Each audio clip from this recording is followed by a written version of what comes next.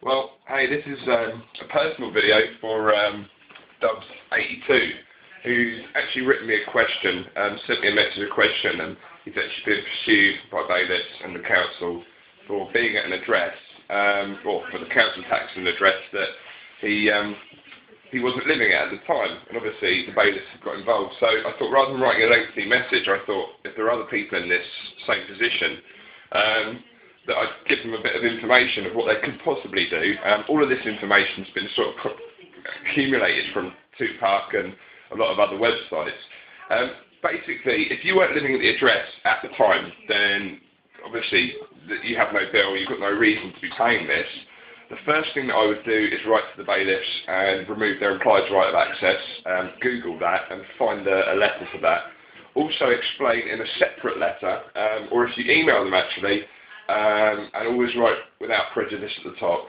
Make sure you email them and say you're not withholding any funds that are lawfully payable, but you require the following information to be confirmed in writing before you can make any transaction. At that stage, you're not creating any controversy, okay? So if the bailiffs then decide to put it back to the council, you're not saying that you won't pay it. You're not refusing to pay it, okay? If you refuse to pay it, there's other things that they can do. But essentially, what you need to be doing is looking to set the verdict aside with the courts. I'm not 100% how this works. Okay, you're going to need to do some research on it, but you can submit a paper to the court, basically to set the verdict aside, to say that the verdict that was made was unlawful and illegal in itself.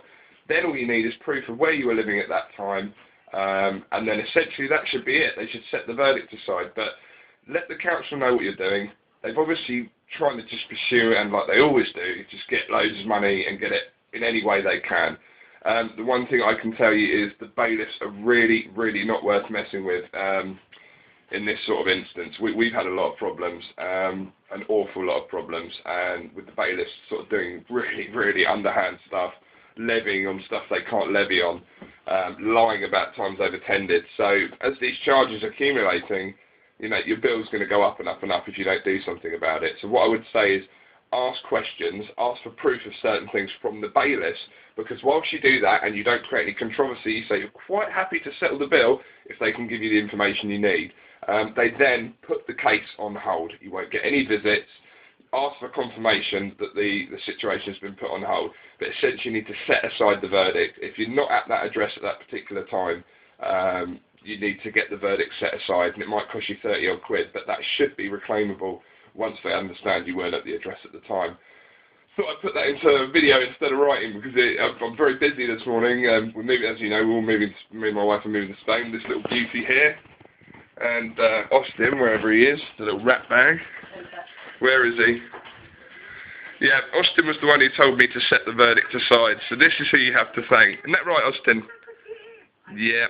That's right, isn't it?